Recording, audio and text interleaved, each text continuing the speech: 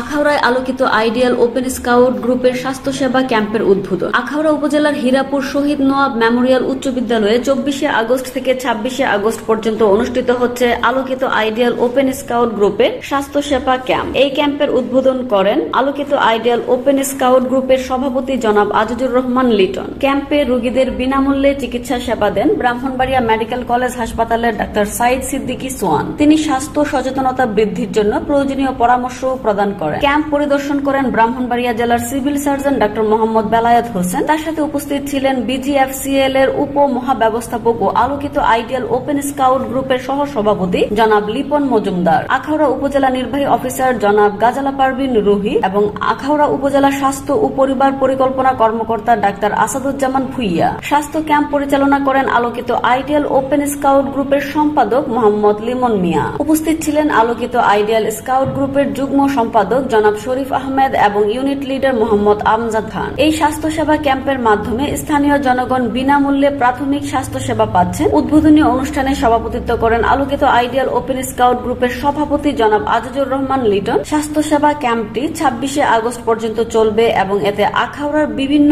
এলাকার মানুষ বিনামূল্যে সেবা পাবেন।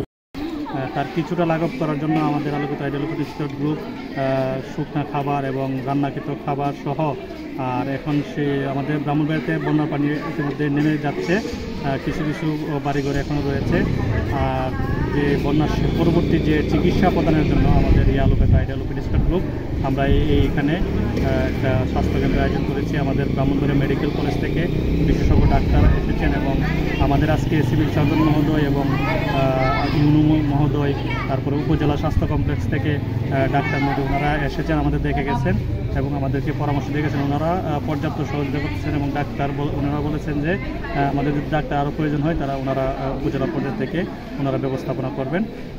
আমরা চেষ্টা করছি যে কিছুটা হলেও মানুষের যাতে স্বস্তি আসে এই প্রত্যাশা নিয়ে। ধন্যবাদ সবাইকে।